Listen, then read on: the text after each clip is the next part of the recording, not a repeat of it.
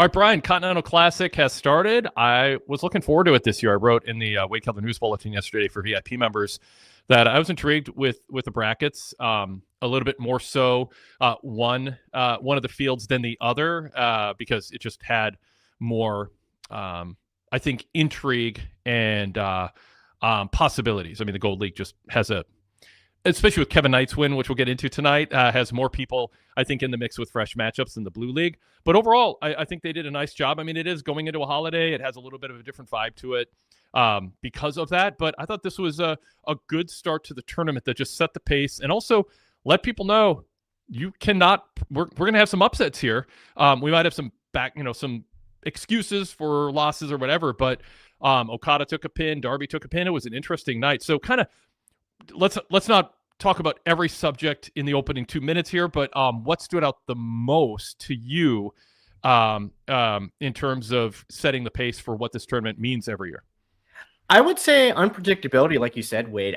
For me, from my experience, I'd have to go back and really do some research. I feel like most of the upsets happen on Collision, which if you're not watching Collision, that's a problem. So I feel like you articulated very well. I feel like this set the tone. Now, this is the second year in a row Fletcher beat Okada because that was on Collision.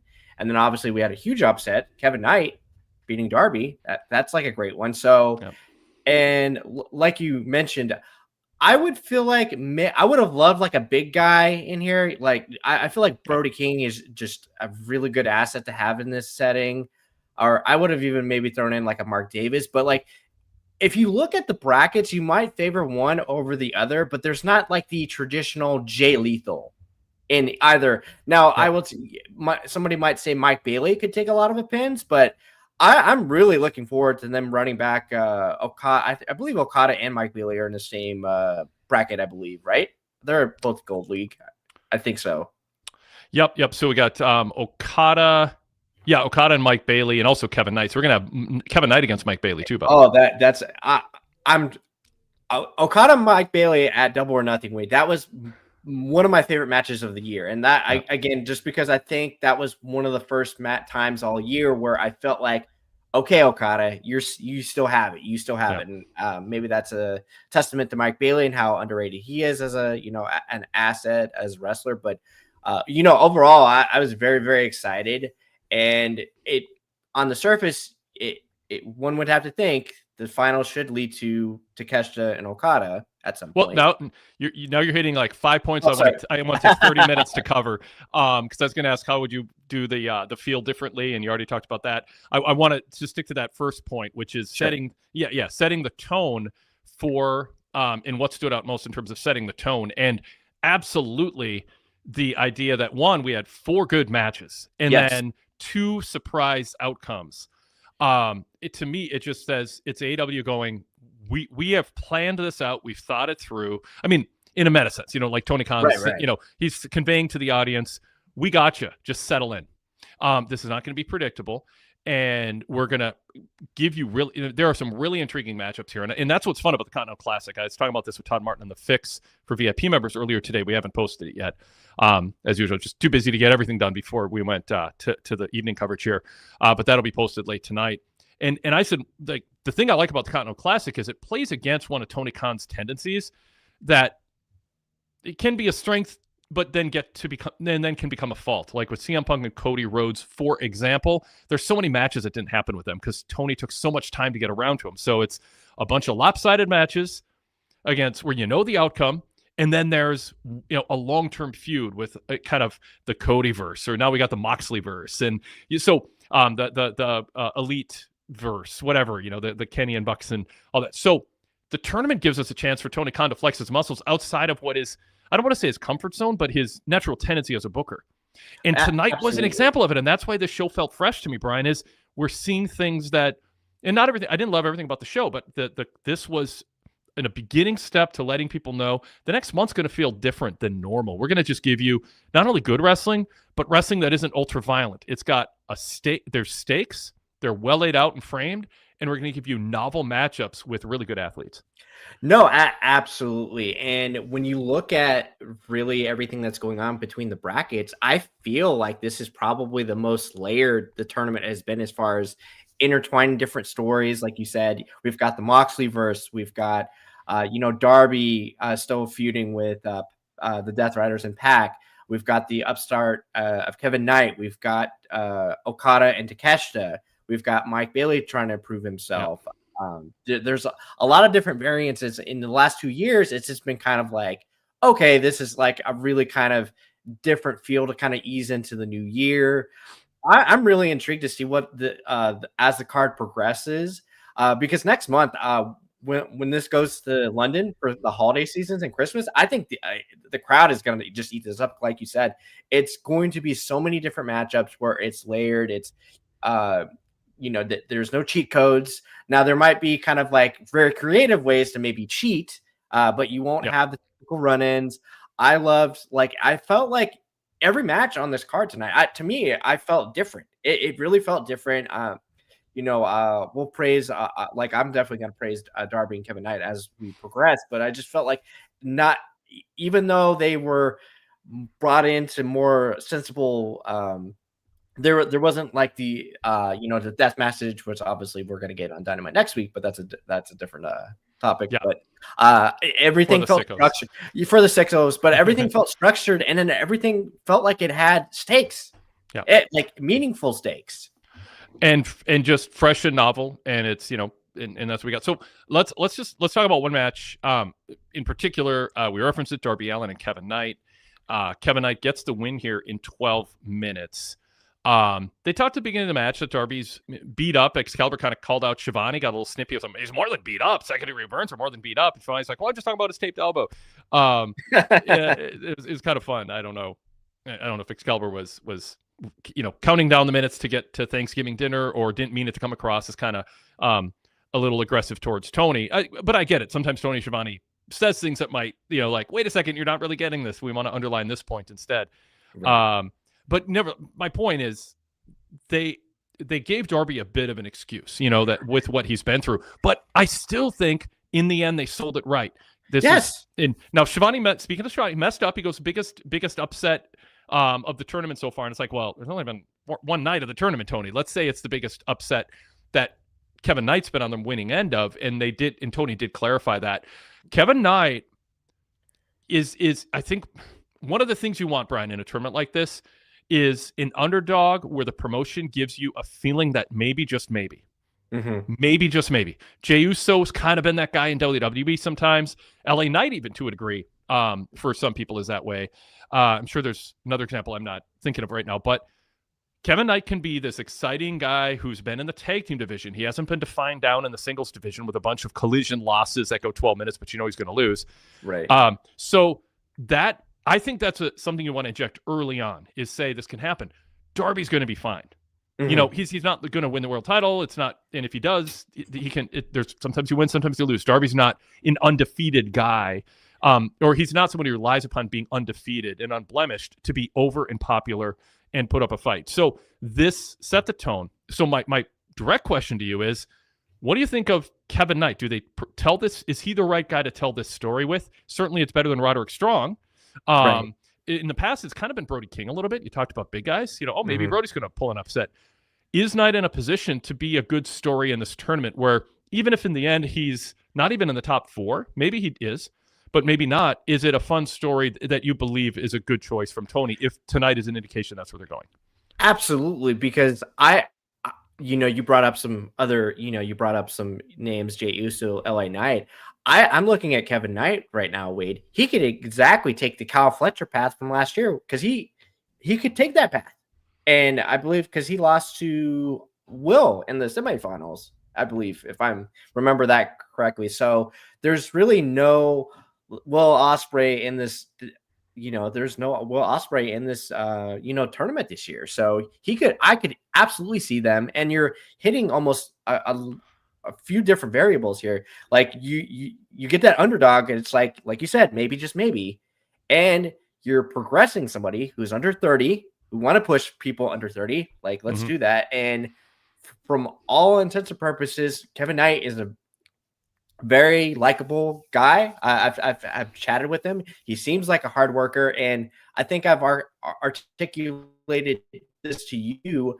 I've been trying to watch, these shows and these younger guys and, guys or girls. And I always try to watch out and see if I can pick up on some things. Who really wants this? And I think Kevin Knight has been a guy on my radar for a while where I think he's putting in the work.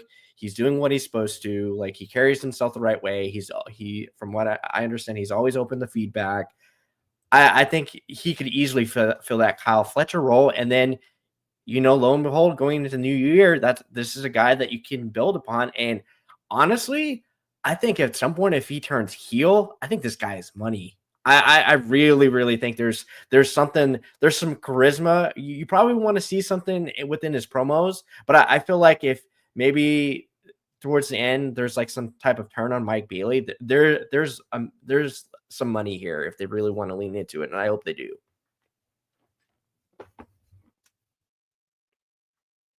So great points, and with Kevin Knight, this kind of goes to when Jeff Jarrett was getting the big push, and a few other things were going on at the same time, and our headline on one of our shows was, AEW was losing its cool factor.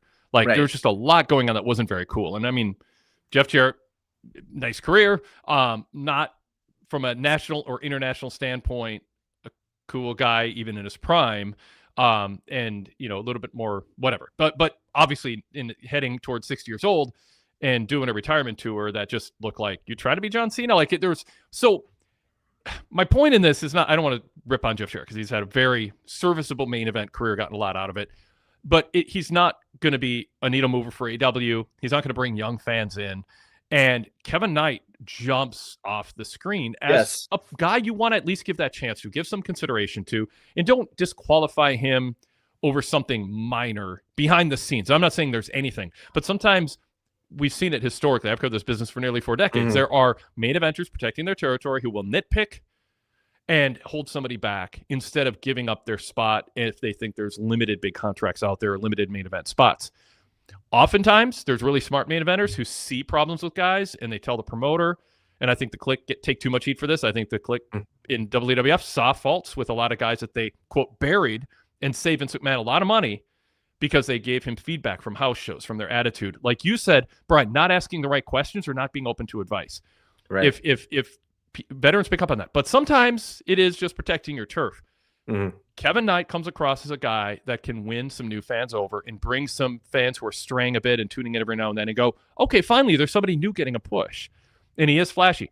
I'm not sure he's going to pan out. I wouldn't say wrong about guys, but I've said, I said Apollo Crews should win the Royal Rumble once just to surprise people and go with him. I'll call myself out for that. In retrospect, it's silly. He did not have that in him, and it would have been a mistake. But, I made my pitch in an endnotes column in the newsletter, like, hey, there's not an obvious good pick on that year that isn't sort of predictable and whatever. I can't remember all the details of the lay of the land at that point. But I was like, sometimes just take a chance on someone. Titus O'Neil, I felt, should have been a main eventer for 2 or 3 months because he was over. He was not good enough to be worth more than that. But I think he was red hot for a little while. Go with it. Kind of a Joe Hendry type thing. Even if they have all these limitations. So with Kevin Knight, try it. You need a young guy in his 28. 20s. Yes. He's 28 years old. And exactly. One thing we haven't even mentioned, we touched slightly on the match. I loved how you mentioned Darby. They laid out this match perfectly because Darby is the type of guy, he's Teflon. He's not going to complain about his injuries. He sold his injuries, and he was just like, you know what? I lost. And, Kevin Knight, he took advantage, but not in a a-hole way. He's just like, you know what? This is an opportunity. I'm going to take advantage of it. And they both shook hands afterwards. And it was like that laid out perfect. No notes. Exactly. Let me throw in a couple chat comments about Kevin Knight here. Rosa 0025 says Kevin Knight and Speedball were very good. Were 2 very good 2025 signings. Great potential for both as a team and singles. And One Man's Voice 867 says Kevin Knight showed everyone that he is money. Darby made him look great. Love the match. Knight could definitely be the man in a few years. One thing, this is just parenthetical, I don't want to dwell on it, but I don't want wrestling promoters who are predominantly white males to get caught up in the idea, well, we already have Swerve, so we don't need a Kevin Knight. like you got to check yourself and make sure you're not thinking, well, we got our spot for that. We don't want to get in the way of Swerve. There's nothing about Kevin Knight that is going to get in the way of Swerve. And maybe nobody's thinking that. Maybe it's a silly point to make, but I think historically, wrestling promoters kind of have spots for people who don't fit what the inertia and the tradition says is the top guy. Just if they're talented, please don't make that mistake. Again, I don't want to make a big point about that, but that could be a thought people have. Oh, is he a little too much like Swerve in certain ways?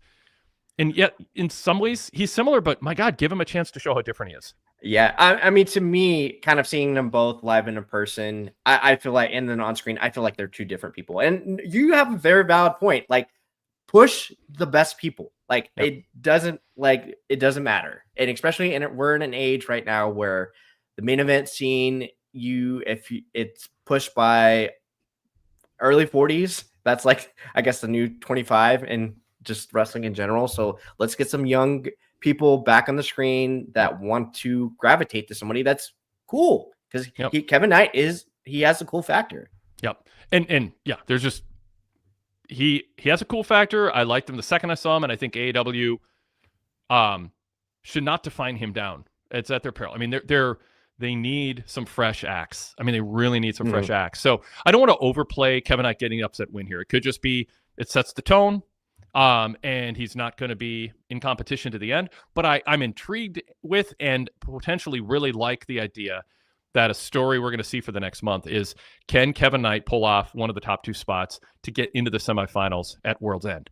And I'm not saying it's wrong if they don't do it, if they don't put him in that spot. But I'd like that to be a story that's at least is alive for a few weeks, because they can use that in and of itself to propel him to more.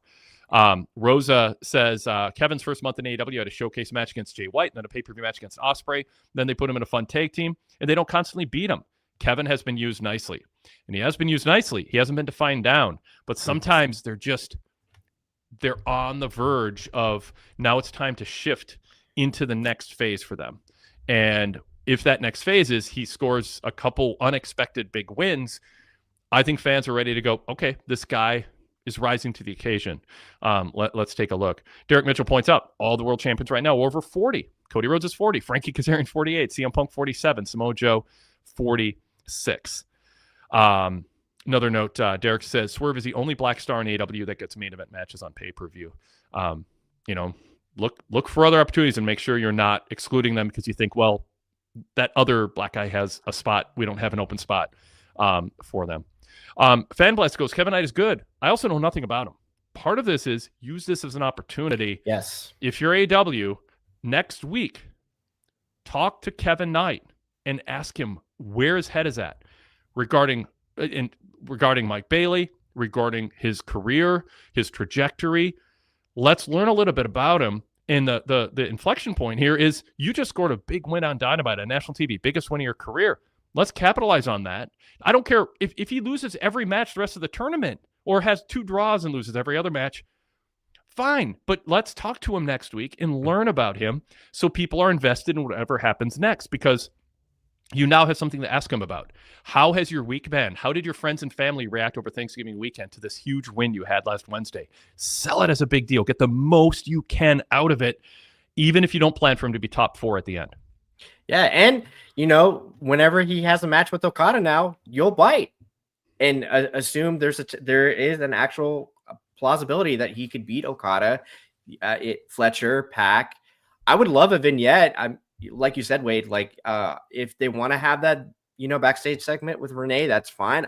I would love a vignette. I just give Kevin Knight a chance to really kind of explain who he is. And it's probably one of the easiest kind of traits for me. I want to care about you. Tell me why I should relate to you.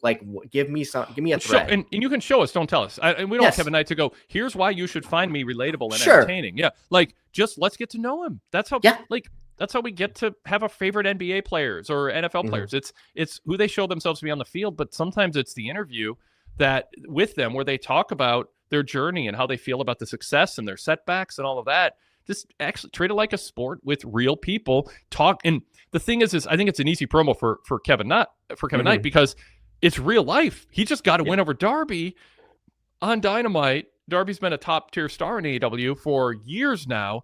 he can speak from the heart, and I think people connect with him. So the matches he has coming up now are his partner Speedball, which should be a blast.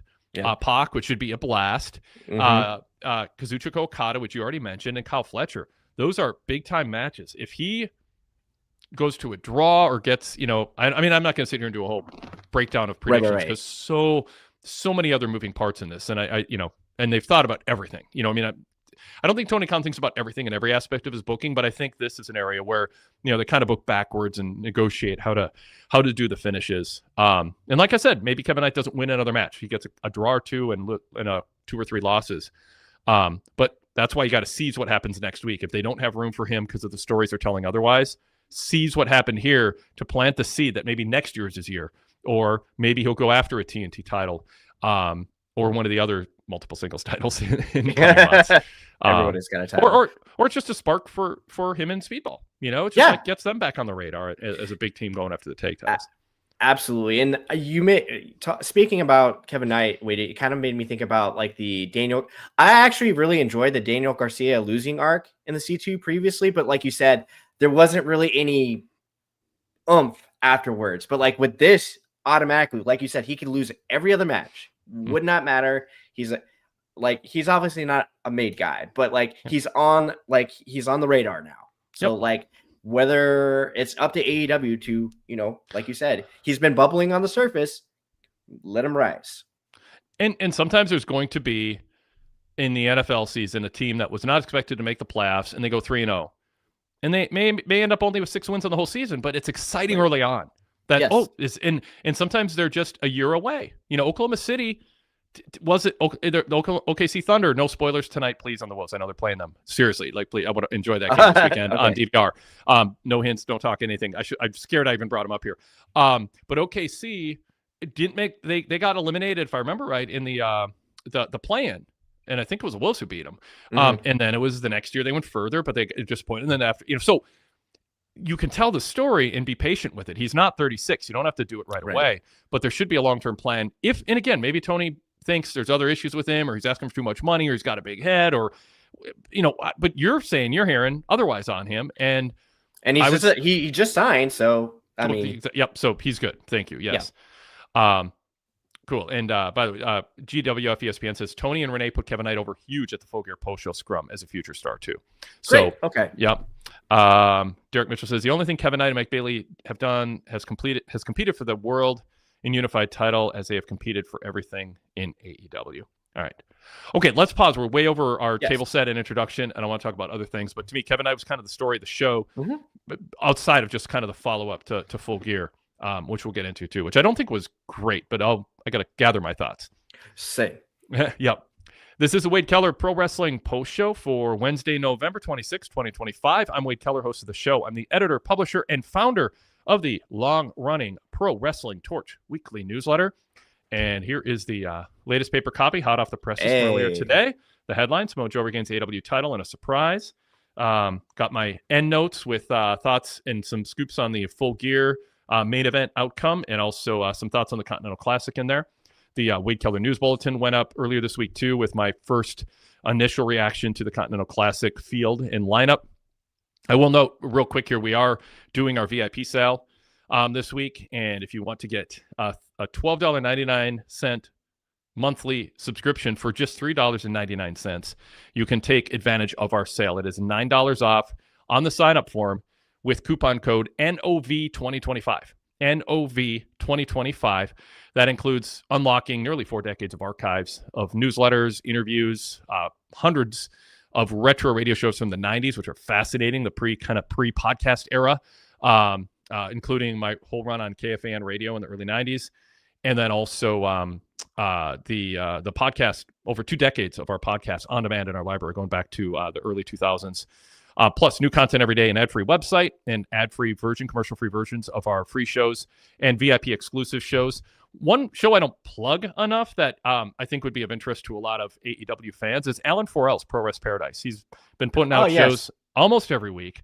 And, he does some current stuff. Like he just did a show on October 31st on his Hall of Fame ballot for the Observer this year. He had 48 minutes talking about his take on that. But he also just brings in a real array of cool eclectic wrestling fans that he knows or wrestling journalists, different people out there, and talks about what's on the telly. And they review shows from the past. Like the latest show from just a few days ago is the culture shock of 2003 Raw, a showdown of the ages on an early Rampage, Trish and Jericho's love story, other stuff on Kingston and Punk and Danielson and more.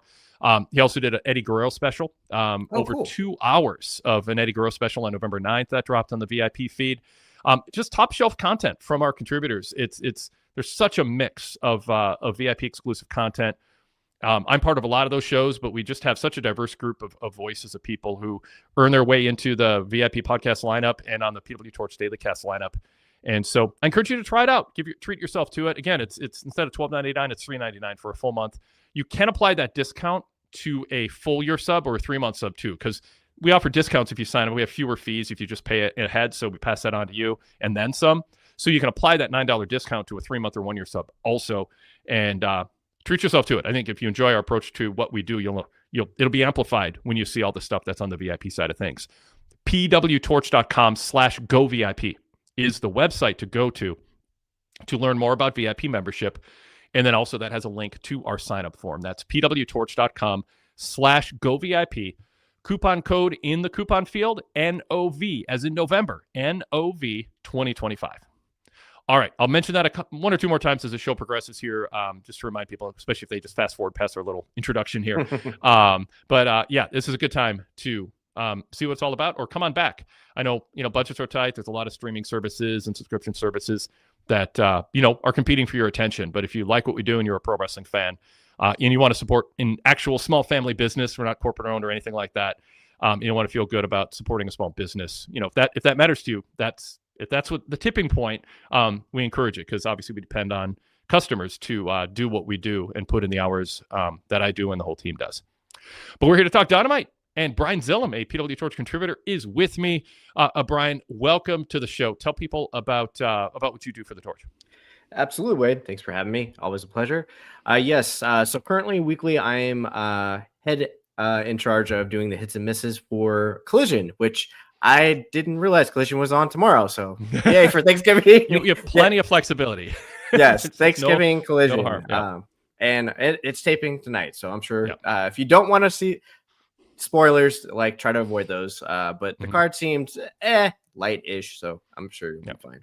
And then hopefully we can get our schedules in line. It's been kind of a hectic past few weeks for my co-host, Amanda and Jenny. I do host the Collision Cafe with Amanda and Jenny. We do talk AEW, AEW Collision, Dynamite, post shows, and any reference, any topical news that we might come up. And, I'll have very rarely the occasional guest host if need be, but hoping to talk to Min this week to kind of talk to the fallout of Full Gear and the C2 tournament. A lot to talk about. It's fun talking about the tournament. It's a fun time of year as far as that goes. So, very cool. All right. Let's get back to conversation here. We got Rude Dog on hold as one of our regular callers. Let's bring him on. There's a lot of places I want to go, but we'll let him lead the way on some of it. Rude Dog, welcome. Good to talk to you. Welcome. Oh, you know what I didn't mention? If you want to email us, you're always welcome to do so. WadeKellerPodcast@gmail.com. If you want to join us in the chat, if you're watching us live, please do that. And if you want to be a caller, and this is what prompted me to do it, like Rude Dog, you can look for the link to be a video, or you can turn your camera off and be an audio-only caller. The link to do that is in my TV report at pwtorch.com with a full detailed written report on tonight's episode, along with analysis of segments. So that's a way to, if you don't see the show or you only see parts of the show, I give you a summary of it with kind of the key happenings. I'm not going to do every single move that happens on the show, but I'll tell you about the big kind of key points in the matches and the promos, and also give my analysis on key segments and matches too. But at the top and bottom is the link to be a caller. So if you are able to join us live on the YouTube side of things, most of you listen on the podcast side later. I get that. Life, the on-demand ability of a podcast is more convenient than joining us live late at night on weeknights. But if you are one of those people who can join us live on YouTube, you are invited to be a caller, and you can find that link in my reports. Rude Dog, thanks for bearing with me on that. What's on your mind about tonight's Dynamite? Well, I was stoked that you felt the same way I felt about Kevin Knight, because I always felt like he was a solid talent, but tonight he shined like a promising star, like for real. And it really opened my eyes. Like, but I just wish we knew more about him. I wish, like, I mean, Excalibur, the best he did was say he did good in the Super Junior tournament. I'm like, okay, great. Well, what more could anyone want? But besides that, no, I'm excited to see where he goes. But what in particular did you like about him? Like, if let's say Tony Khan's not convinced that Kevin's the guy, but he's going, wait, they're spending a lot more time on Kevin Knight on the show tonight than I thought on his flying home for Thanksgiving after the taping tonight. And he goes, well, Rude Dog, he's thinking to himself, Rude Dog, you like Kevin Knight tonight. You said he stood out. Tell whoever, Tony Khan or whoever might be listening from AEW, what is your elevator pitch to push him more? What stood out tonight about him in particular? Well, he definitely had more time to work because usually he's in a tag team and he just like gets the hot tag or whatever. But he seemed more vicious tonight and not like just like doing high spots. Like he seemed tougher to me. He seemed like he really could beat Darby Allin, which he did. So it just like kind of opened my eyes a little bit about him. Like, okay, this guy can do different kinds of matches. I mean, there were still plenty of high spots, don't get me wrong, but it just felt different. Then he was presented different, and he shined. Yeah. By the That's way, about all I got. Yeah, no, it's good. Zach Barber said, I'm shocked Wade didn't go crazy about Kevin Knight pulling out a needless coast to coast, with needless in quotes. Why was it needless? It helped. That was awesome. It was a kill shot, pretty much. Yeah. I mean, sorry, I just that wasn't stealing someone's move or glomming or showboating. It was a move he can pull off, and it strategically helped him win the match. That's the good use of the coast to coast. Yes. Yeah. So elaborate, Zach, if you don't understand like the difference between bad coast to coast and good ones. But that didn't feel like a show off move. That felt like, I got Darby upside down. I'm gonna nail him with this from across the ring. Is he showing off? Sure, but it fits within the context of a strategy to win. Yes.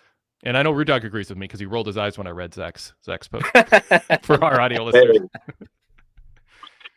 Well, and he also, sometimes when people try to do the coast to coast, they barely like touch them, but he laid it in on this one. So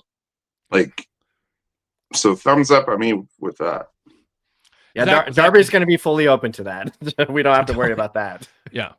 And Zach said, I thought you hated the coast to coast. No, if you can pull it off without injuring yourself, and it's not, and you set it up well, and it actually has consequences to the finish. Yeah, I'm not against big spots. I'm against spot after spot after spot after spot after spot with no selling and being just a high spot merchant trying to increase your star rating in some sphere that doesn't matter to drawing money or getting the type of crowd reaction that draws money.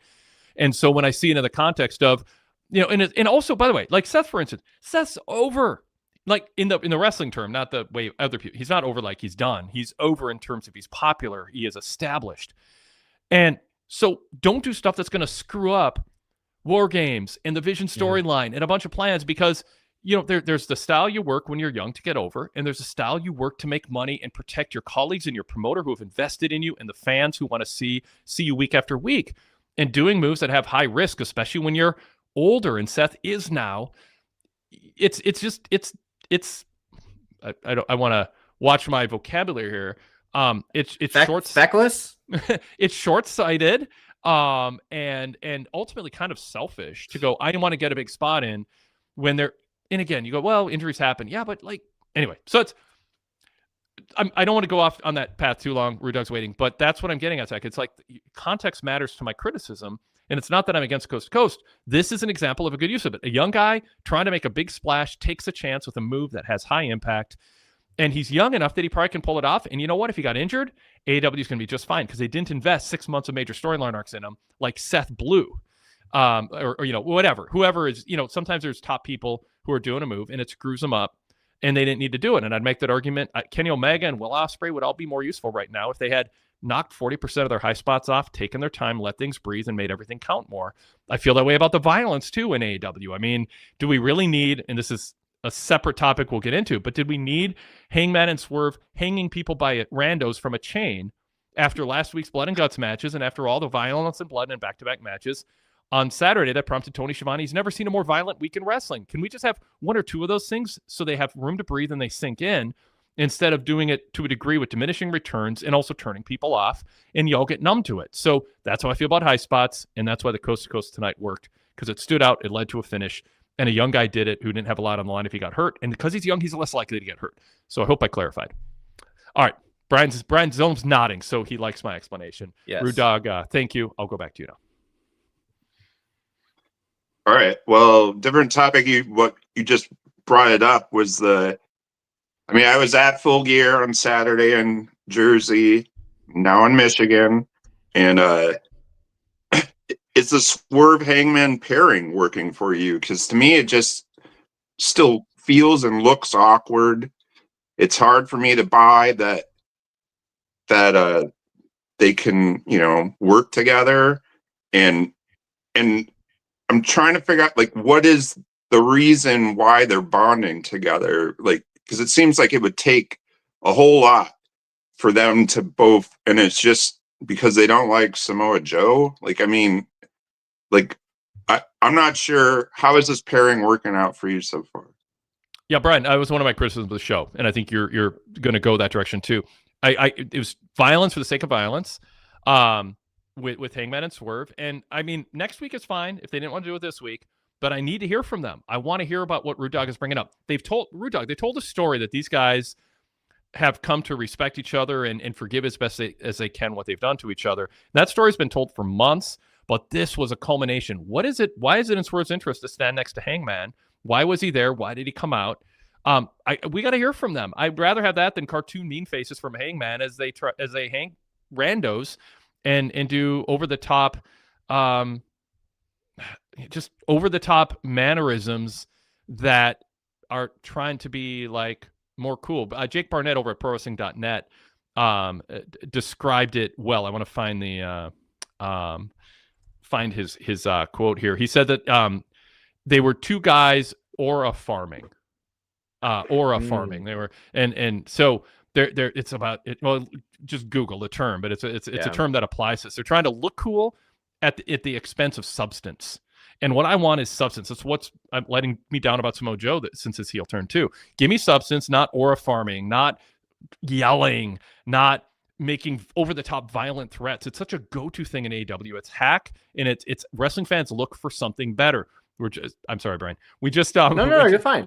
We're putting up a 5 years ago SmackDown review, I think tomorrow on the red feed, on this feed, and it's early analysis of the dynamic with Paul Heyman and Roman Reigns and the beginning of that dynamic. And we're talking on that show about Heyman is looking at Reigns to see his reaction to everything going on. He's not like, you can see the early seeds of this next level, and others need to catch up. Joe's been around a long time. I don't know how much wrestling he watches. I don't know how much he just thinks yelling and screaming and getting into preacher mode and threatening violence and saying trite things like I'm the greatest. That's not, I mean, it's fine. It's in modern era. You get a C+ maybe, but like there's so much more there. And that's what Rude Dog is craving, Brian. And that's what I'm craving. I want more layers to this Swerve Hangman thing. I want more layers to Joe and his decision-making. Brian, your thoughts? No. And I thought the post-match for Full Gear, I thought they started off actually kind of well from a production standpoint, because I love the still shots and the announcers just let everything happen. So I love that, because there's AEW will have bad habits of just not letting things breathe. Yep. And they were letting the production, because obviously there's like the spot of Joe just spitting out the blood, and then Swerve rising, and then you see Swerve on the ring apron, and you see Hangman, and Joe's like, here. I really, really would have rather had the promo, because you think of how Paige and Swerve came together this evening. This should be a big deal, because this should be like the Mega Powers handshake, because they literally tried to kill each other. And I feel like there's a lot of inferring, but it's okay to hash it out on screen, so that way it's a big deal. Them coming together as a team, I would have rather had them interrupt, have some type of substance, and then you have the make a power handshake. Because I will say, Swerve returning, this adds some extra juice to the show, because I personally, I felt like Swerve looked and felt like a star on Saturday. Yep. But like you said, Wade, and I'm sure Rude Dog, you feel the same. I would have, tonight was the night to do even if it's kind of, just very straightforward. Give me the messaging, give me the substance. Like, why are you guys now together? Like, Brian, let me interject this, because the chat, to the point you're talking about here. Fanblast says, I have no problem with it. They told the story already. They respect each other after the war. And Zach Barber says, we saw them make peace before All In. Remember, go back and watch the promo. It was excellent. We're not disputing that that's happened. Right? So, I want to be clear about this. The point is now Hangman and Swerve should talk about what happened Saturday, what brought them together. People want to hear from them. Zach, and again, Zach, helps drive conversation sometimes here. He goes, cartoon mean faces, Wade. The crowd loved all of this. First of all, crowd loving it. They're in the building. They paid their money. They're AEW fans. This is not about the 1,300 people in the building tonight. This is about trying to expand your audience and capitalize and build on something that has potential to become bigger. So the crowd ate it up. Of course, they're seeing stars that they paid to see. That doesn't give you a passing grade or an A grade for what you chose to do. My argument is all that stuff is there. And Rude Dog, you correct me if I'm wrong, but you want to hear from them directly about the latest thing that happened. Where are they now? We know they made up. We're not shocked that they're hanging out together, but Excalibur, by the way, Zach Barber, knows all this happened, and he goes, it's still hard to believe Hangman and Swerve are walking side by side, standing side by side with a common cause. So, Zach, the backstory's there, but even Excalibur, of all people, is saying it looks weird. It's hard to believe. Use that as a tool to have Hangman and Swerve come out there, and instead of aura farming, which is according to Wikipedia, I'll read it because I know it's just a term. Maybe I sound like Donald Trump going, groceries, a new term or an old term nobody uses anymore. Maybe everyone's using it and I haven't run across it as much. But aura farming is a term denoting the act of cultivating an appearance of effortless charisma or coolness, often through repetitive, stylized actions. That's what that was. They're cool, crowd's popping, but it's not. It's what Joe did when he turned heel. It was all about, you can turn off the sound and learn as much as you did from having the sound up. In fact, it would have been better because you wouldn't have been distracted by hack local sports team insults. What you want is do the work by having nuanced, layered promos where we crave to hear Swerve and Hangman talk about why was Swerve there? Why did he come out? How did Hangman react? And has that bonded them further? Are they buddy-buddy going out for drinks? Is there still tension there? This is a fascinating dynamic, Zach. Give us it. Like, I don't want to see people hanging. Yes, they were look at Hangman at the end. That was a cartoon villain face or a cartoon intense face after he hung him. It's like, come on, give me something better than that. This is 2025. Don't just make violent threats and what can we do next that a fourth grader think would be cool? Oh, let's hang him by the chains. Let's hear from them. Let's talk about it. That's what I'm craving. Brian, I interrupted you. I'll give you a chance to finish your thought, and then I want to get Rude Dog's thoughts if I represented him well. No, you're absolutely fine, Wade. This would have been a great opportunity to start the show, even if it's like a backstage, anything. Like, you could have done one of those behind the scenes backstage things where Swerve and Hangman are having a conversation. Like, you could have done that, and I think you would have been fine. And then Excalibur could have expanded upon that. Tonight was the night after you had, like, to me, there wasn't really much of a fallout show. This was more kind of like the launching pad for C2, which is fine, but you had 3 title changes. I feel like you didn't really feel the heft of that. And, Joe kind of just felt like a normal cartoon, like, villain with the title, which is, I would have expected him to have a better presentation, like, because he looked like a badass in all intents and purposes, and like in his presentations and how he won the title. I would have liked him to kind of carry that more in his promo rather than, like you said, Wade, kind of just belittling the fans, saying, "Oh, you redneck sports team, blah blah blah." It's funny when you can do that to Shivani, but like Come on, like you're above that. You've been in this game a very long time. You can sell me on a lot of things. I need a little bit more substance. All right, Rude Dog. On this topic, and if you're going to move on, I want to read a couple chat comments first before we do. Well, still talking about Swerve and Hangman, like it was even awkward how they like joined together tonight on the show. Like Swerve comes in through the back door or whatnot, and I guess Hangman's just waiting there with a chain behind like like the barrier, and then they just walk together with not even like acknowledging each other. Like it seems like it's like all meant to look cool, but there's really no substance. Bingo. That's the thing. Like Pile Driver Pete says, I like how Hangman was hiding behind the pillar in the parking garage when Swerve pulled up. Yeah, it was cool. But that's half of what I wanted out of the show. Look cool, have that image, like, look at that. So Swerve arrives, Hangman was waiting for him to arrive. Swerve could have texted Hangman, said, I mean, we can infer a lot of things that just make sense. We don't need to know exactly. I don't think it's outlandish that Hangman was waiting for him to arrive. Right. Prince Nana drives up in a nice SUV. Swerve gets out. Hangman got there earlier, and he joins him, and now we're walking in. But that's the opening scene of a really cool movie or a really cool music video or a good episode of a TV show you like or whatever. Maybe it's the when they're, like the opening of a TV show, you'd show those two guys coming together, and every episode starts with this backstory of them. That's the start. It's not the finish. Walking around looking cool, I'm not against that. But then put more time in and make time to hear from them. Zach says, Hangman and Swerve are the coolest MFs in the company. Yeah. He says, we're 1 week in. Slow down. I sound panicked. I'm not panicked. I'm excited about what's going to come next, and I worry because of AEW's track record. They're not thinking about this.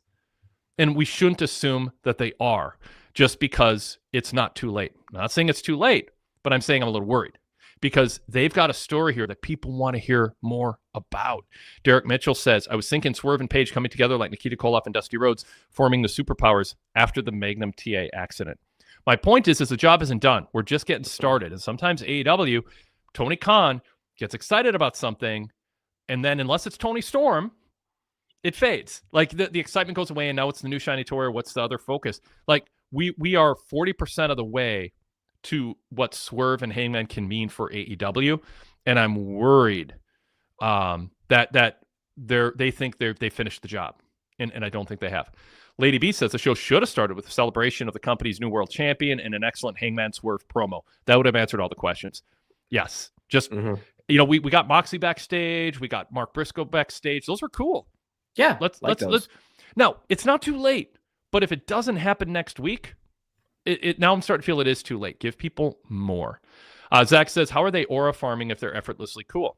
The point is you can be effortlessly cool and aura farm and think that's the end of the story. It's not a bad thing, but it's not enough. And I sometimes think is that enough? No. And part of how aura farming is used is it's when people do something to look cool at the expense of doing what feels more practical to their purpose, and that they sort of settle for it because it's not a real world situation. Or sometimes it can be, look at me hold the football with one hand as I cross the end zone, and somebody comes up and knocks the ball out of their hand and they fumble at the 6-yard line. So aura farming can be a derisive term where, yeah, you're losing sight of the goal, which is not just to look cool, it's to accomplish a higher goal than looking cool. And choking out a couple dojo guys is not a substitute for me for hearing from them. Rosa says, we don't need answers week one. Their segment made them look awesome tonight, and we realize they're together in this. The segment was even creatively shot. I think more people enjoyed this than not. I did not enjoy it, although the hanging I did enjoy. I thought that was hacking over the top and just AW in their, whatever. It's not that I didn't enjoy it. I want to underline. I enjoyed it, but I'm fearing they think job is done. There's nothing more to do here. Standard Deviation says, yes, missed opportunities tonight. Derek Mitchell says, Wade, everything you're saying should have started the show, celebrating Samoa Joe as champion, followed by Page and Swerve. Pile Driver Pete says, maybe they don't like each other and they have a common enemy. I can only infer at this point. That's the thing. Don't make us infer. Show us. Pile Driver Pete says, TK desperately needs to hire help. But Rosa says, Hangman stopping for a drink at the bar was also great. It's a stuff fans remember. Hangman stories have always been detailed. I don't see why I should expect anything different. Totally hope you're right. Yeah. But I think this was the week to seize it. Maybe it's a holiday week and they wanted to, or a farm. I'll stop saying that now. This week, and it's going to be more substance next week. All right, Rudock, back to you. Yeah, I had no idea how many times aura farming was going to be talked about in this. Yeah. But I blame Jake Barnett, but I was like, oh, this is good. That's what they were doing. But I did appreciate that little touch with Hangman taking a shot at the bar before he walked over. Like, that was good.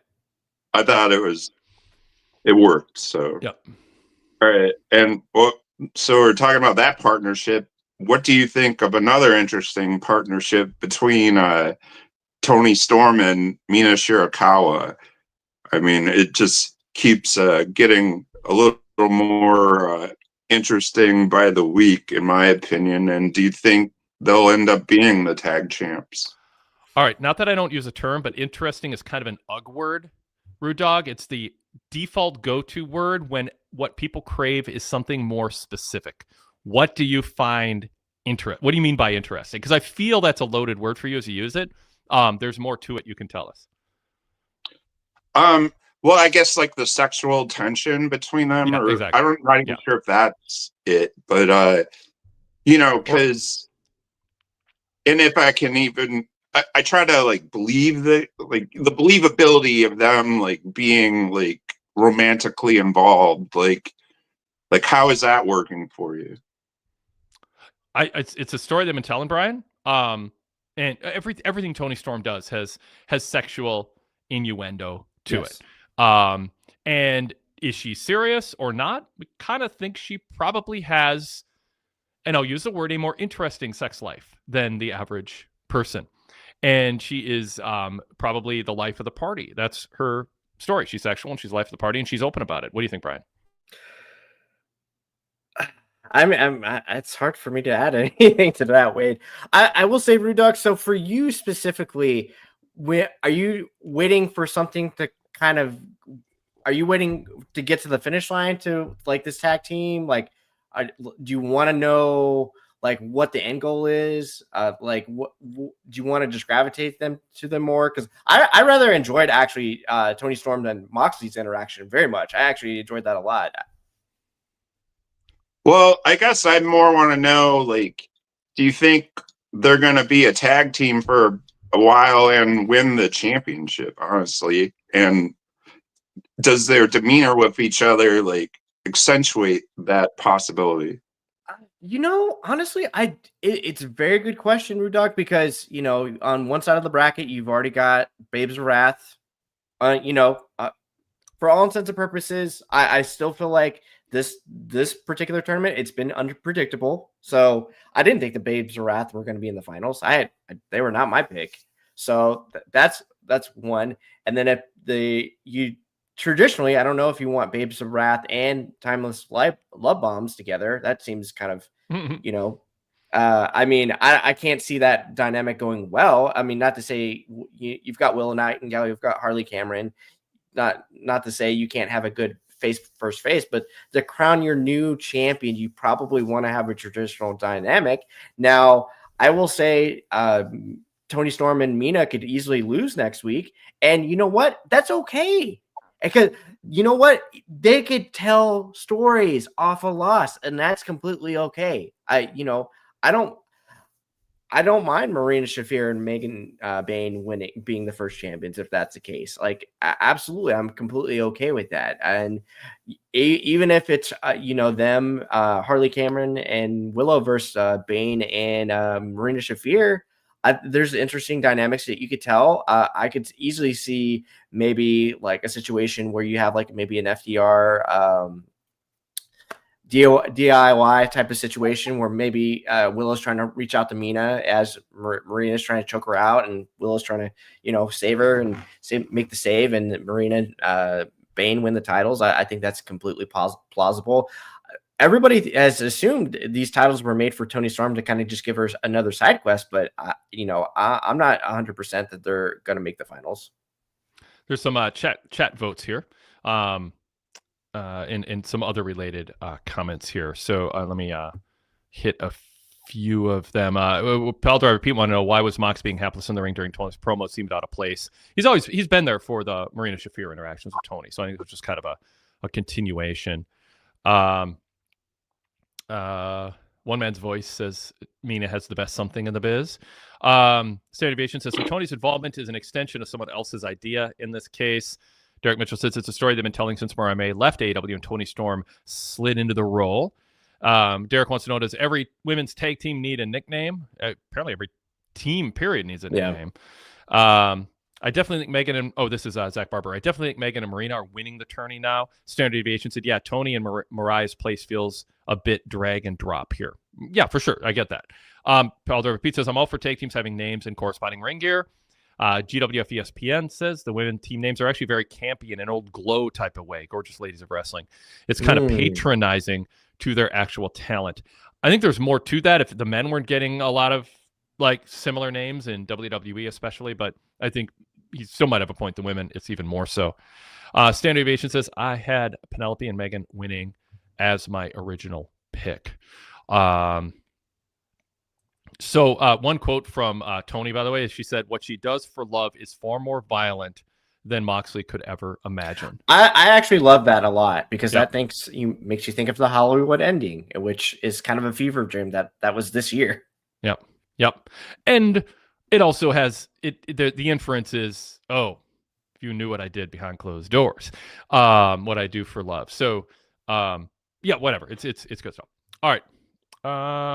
Rosa says, with Willow and Harley winning tonight, it made next week's match more unpredictable.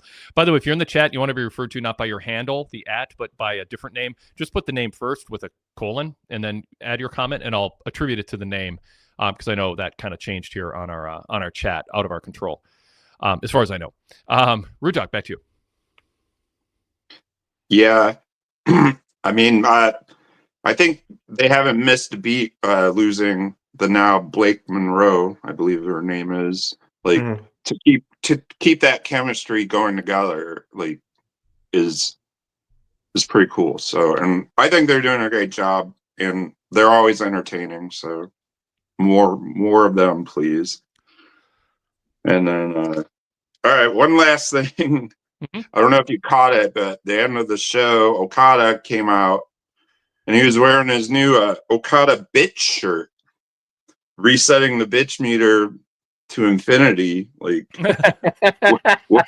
what do you think of this shirt? First of all, I don't even recall him like saying that like lately. It seems like it's like I don't know, 4 or 5 months. No, I think he's done it like twice in the last month. Brian, is that about right? Yeah, it's been here very not often as he usually is, because usually it's about 3 or 4 times a show for a while, but not so much. And by the way, I know this will blow Zach Barber's mind too, but I'm not against the word bitch being used just because I mock it with the bitchometer. My issue is it should be reserved for people like Tony Storm and Okada, and not everybody else as that UG word, or not an UG word, but sort of this like lazy, low-hanging fruit insult that it's a word that I can get away saying and I don't have to worry about getting it approved ahead of time and it sounds edgy. If everyone's doing it, it's not edgy anymore. And so it just got gratuitously excessively used to where the blade was dull. It didn't have the impact that it did. So my point isn't don't swear. I'm not a prude about that stuff. My point is let's save it for when it really counts and don't use it as a substitute for putting more thought into your promo and coming up with other words to make a point, as opposed to selfishly overdoing it so that it takes away from people like Okada, where it is a key part of his persona to use it in a very particular way that isn't just a low-hanging fruit. Ooh, look what I got away with. I can't believe I got to say that. People get way too excited when they say bitch, like they're, 5th graders who try to get away with it under their breath when the teacher was nearby. Like, come on, grow up. Okada's doing it with a wry grin. Like, he knows what he's doing. He's, antagonizing people. He's not using it as some cutting edge insult like a lot of people do, and it just doesn't land. All right, Rude Dog, thank you. Wait, one more thing I forgot. I gotta throw this in. So Chris Statlander had another awkward promo, moving Renee Paquette's head around. Like, what is she doing? Like, her entrance at Full Gear with that like little weird UFO thing like was odd. Like just everything's odd about her, but like not in a good way, in my opinion. Because I like weird stuff, but this is like weird stuff that makes no sense. TMI, Rude Dog. TMI. Come on. No. Yeah, I assumed we were going to touch on this at some point because this was. I really like Chris Statlander.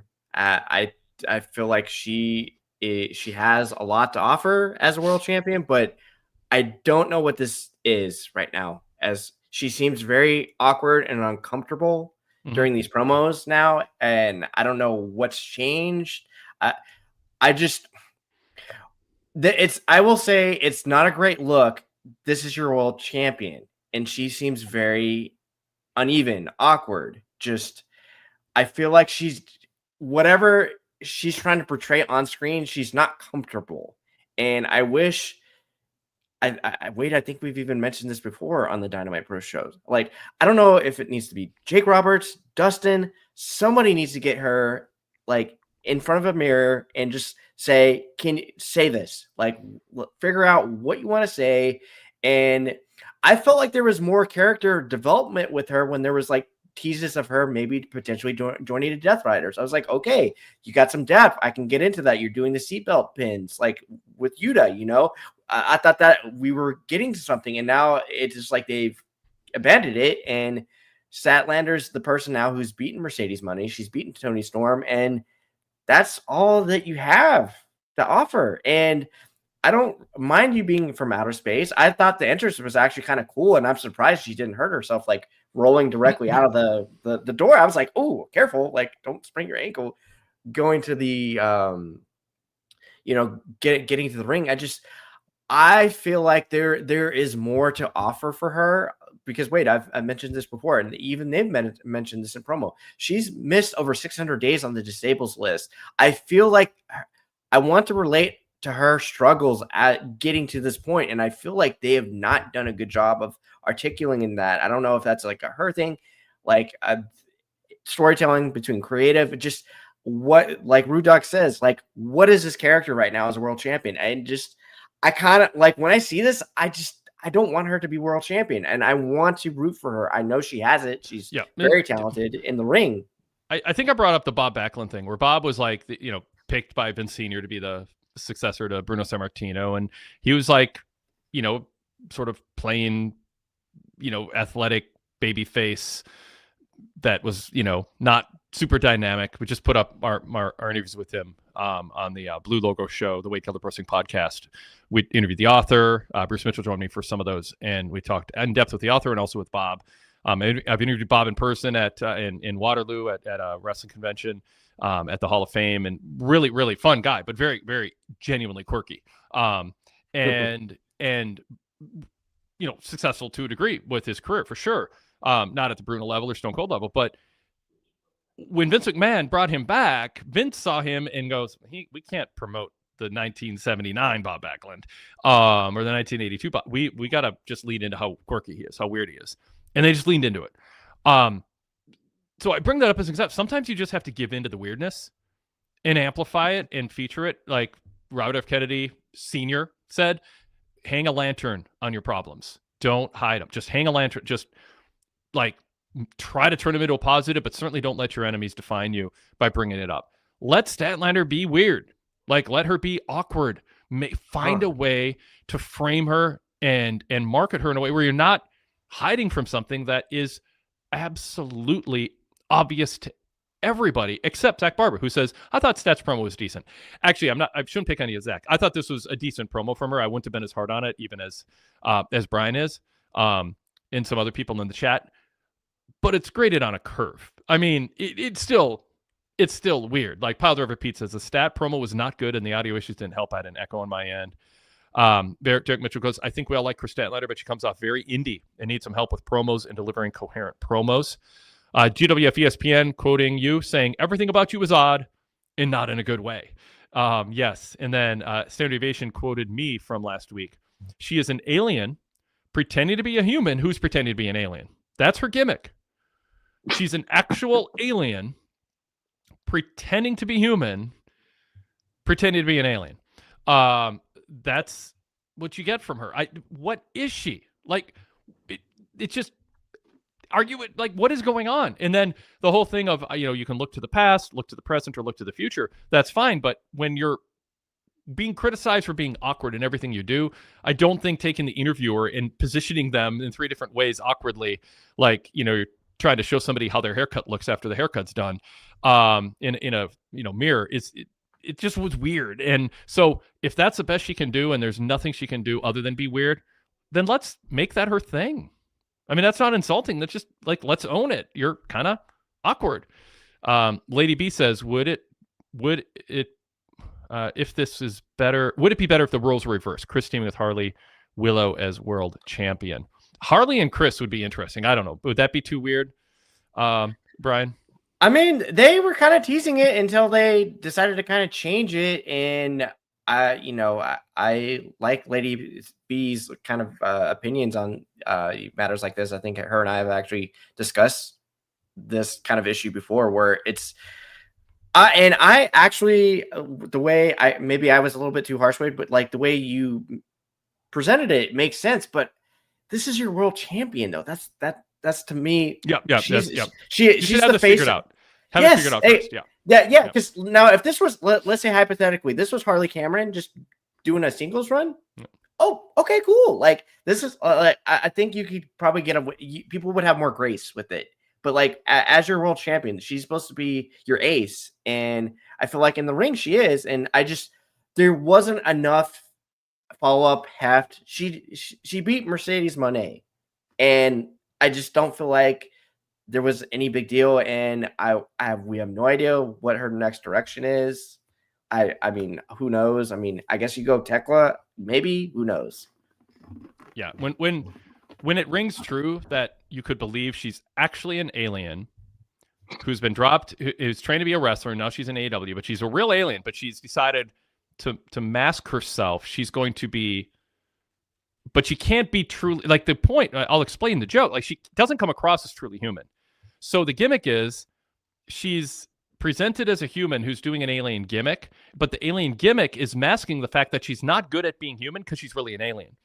And it's this awkward end product that doesn't feel world title level worthy. We're just, you watch her and you're just waiting to go, oh God, oh, that's weird. Like, that's not what you want for your top star. And we're not being mean, but like, she's the centerpiece world champion in a national cable television show. They want people to pay money to see her. They want people to use their valuable time to watch her. And you're going to put yourself out there. Not everybody wants to put themselves out there. I applaud her for putting herself out there, but 100%. But the end product is a work in progress, and we'd like to see the progress part more, and the work part more. Like, are you working on it? The acting coach, the promo coach. Like, honestly, they should be hiring an acting coach to work with her. Like, there's no shame in that. Yeah. Singers have voice coaches. Like, it's okay. Like, don't run from that. Embrace it. They have people who design outfits. They have people who are makeup artists. Like, just bring in an acting coach and go, all right, I worked with people like you. Let's turn this into something. I see something here. That would be good use of the budget, honestly, because there is talent there otherwise. Yeah, I completely agree. And should we just if we're going to just lean into the weird, right? Should we just plop her into the conglomeration and just call it a day? So that way, at least she can be around Orange. Her with Orange would at least, like, aesthetically maybe, like, make sense. They have chemistry together, and she's not a non-charismatic person. Like, I want to make that very clear. She has chemistry. There's something there.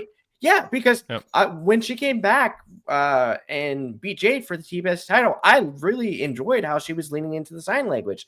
Yep. That was very cool. That was interesting. That was completely different. I love that, and I just, like I said, like, whether she feels uncomfortable, like, I get it. I wouldn't know what to do, like, as a TV star anyway. Like, that's a tough job, but like you said, let's get some.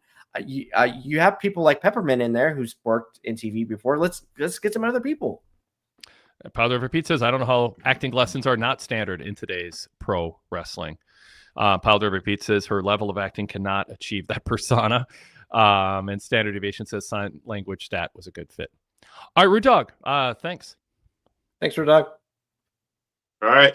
So I'm done, I swear, but I couldn't believe. I'm glad I called today because we got the Chris Statlander to Bob Backlund comparison and a bunch of aura farming.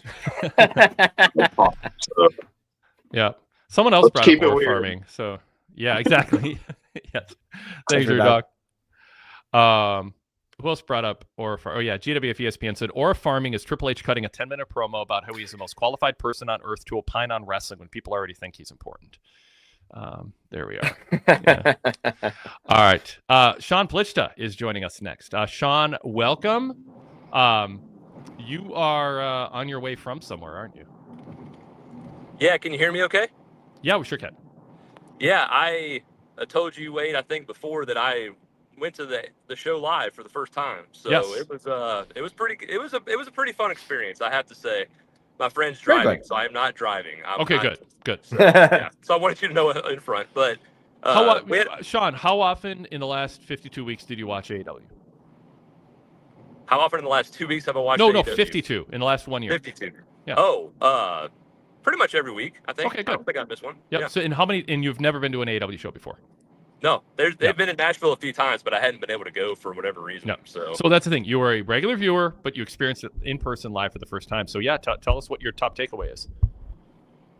I liked what you guys were saying about Hangman and Swerve. Hangman got a huge, when he went to get the drink and he came, I was on the floor right there when he came through, when he attacked the guy. I was right there. So that was really cool to see that, be right next to it. So that was cool that he had a great reaction. I'm with you guys. I would have liked to have seen a promo for them or something before the show started and have Joe come out and have all that right at the beginning. I think that would have kicked it off in the right fashion. I think it was cool to see in person. The lower part, it was hard to feel. The venue was cool. I liked the venue that they were in. Looked cool on TV. Yeah. Very small. It looks bigger on TV. It's very, very small. Very, very small. But yeah, they did a good job shooting it tonight. Yeah, it was really well done. So you couldn't really hear in the upper level kind of what they were feeling. You just they looked like they were just sitting around, but the people on the floor were very excited for most of what was going on, which was cool. They were into it.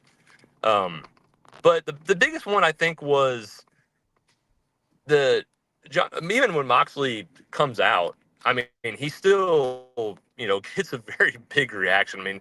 The people, that are going to the shows are still into him. I haven't necessarily loved what he's been doing. I wish they would kind of get this story moving with the Death Riders because I've just been kind of over it. I know Marina. The one thing I'll say is Marina, everybody that I was next to were just like, man, Marina's a badass. Her being in the group has been great for her and just specifically. But so Mox got a good reaction. What did Tony Storm call her? She said your something daughter. Your daughter's caveman, or your caveman's daughter. Yeah. That's funny. Yeah. I was the one thing I will say when Tony came out, I was glad she was there. I was so pumped about that to see her there. I got a huge reaction. No, it was good. It wasn't as good as I thought it was going to be, but it was good. They were into her for sure. Her saying I want to no disqualification, no count out death match just made me roll my eyes. I just don't need more death matches and more hardcore matches. And Tony's got to learn this is not good. I don't need to see blood in every week on TV. I don't need to see it. It came out of nowhere. Where's this a blood feud? When has this ever been a blood feud between any of these people? It drove me nuts. I don't know what you guys thought about that, if you've talked about that yet already, but it was just crazy. Brian, we haven't gotten to that part yet, Sean. You just had the no DQ match, and you had the no holds bar match on the pay-per-view, and you just did blood and guts. Definitely overkill just a little bit, and I don't really. This is something you could have probably done potentially after a fallout, after the tournament. It seems kind of odd and unique just to do it now. Now, if there was some type of cross sponsoring, perhaps with DC or whatever they were doing, okay, sure, you could probably sell me on that. But it seems kind of odd placement to just do it now. Sean, since you were there actually the first time, so it sounds like you had a good seat. Pricing wise, how was that for you? Was it pretty reasonable? For where we were, I think we paid $100, right at about $100 with fees. So it wasn't bad. I mean, it was, Cool. like I said, we were right there. I mean, I couldn't believe it. The way it looked on when we got the tickets was different. But then when we were there, like, oh my gosh, we're like right on the floor. We're right next to everything. So, and then it just turned out that's where all the Death Riders were coming out. So it was just like, wow, really cool. This is cool. I mean, it was a cool visual. It was a lot of fun. That part was cool. And what did you think of Kevin Knight, Sean? I mean, he's got what a physique. I mean, my friend Jake is with me. He'll tell you. I mean, he's got a great physique, great look. I mean, the match was fun. I enjoyed the match a lot. I mean, and I thought he was gonna win, and I'm kind of glad he did. I mean, if you're gonna tell a story with maybe somebody in the tournament with him, like getting a bunch of wins, I think you could do it with him. They haven't defined him down at all yet, so I think this could be a good maybe stepping stone for him, because I'm not with him, and Mike Bailey doesn't really do much for me as a tag team. It's okay, but it's not going to take him to the next level or anything. I think him and his singles run could actually do that, and him getting some wins here I think could be a good. And Darby's fine. He can take a loss and it's not going to hurt him. So you're going to have back and forth in this classic anyway. So I thought that was good. I thought giving him a win was a right way to go there. You've been to a lot of WWE shows. Tell me what you thought the differences were, pro and con. I do think the con was, I mean, WWE shows there was actually one family that they brought their kid was right in front of me. So it was good to see a few more kids than I thought I would see. I didn't think I'd see any. So getting to see a few was good. WWE, it's still, the ones I've been to were still way more energetic. I mean, there were still kind of lulls in between tonight where, the Statlander promo, I mean, when she came on the screen, she didn't even get a pop. I mean, it was just very like, we don't really see what's, I mean, we like her, but we're not that excited about her. And just the promo, like you guys were talking about, it just kind of reaffirmed it. The fans were not into it. They weren't cheering. They weren't really doing anything. They were just kind of sitting there listening to it. So, and then just pro is, I mean, one thing about the Tony promo too that I did not like at all, when she mentioned sickos, I did not like that at all. No. I mean, what did you guys think about when she I forget what she said, but when she talked about all you sickos, and I was like, I don't know. I don't think that was a good idea to bring that up in a promo, but I hear you guys thought. Yeah, just leading into the fans that they cultivate. Have a hardcore match again. We got to have another one, guys. Let's go. You sickos are going to be into this. I know you are. Yeah. I don't think, I mean, sickos can mean a lot of things, and, it can just be someone who's super into something. But in AEW, when it's just blood and broken glass and thumbtacks and suffocate, I mean, sickos inherently takes on a meaning that includes kind of the genesis of that term. I mean, it's like the chant, you're a sick F when something, crazy is done, when somebody, licks somebody's bloody forehead or something, or whatever. I mean, you can think of all the things in wrestling where the fans chant that.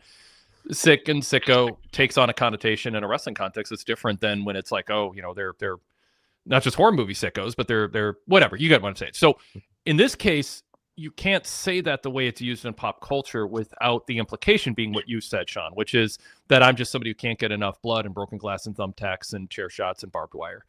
And I think AEW is going to get the crowd that they cater to, and that crowd that they cater to is going to pay money and pop for stuff.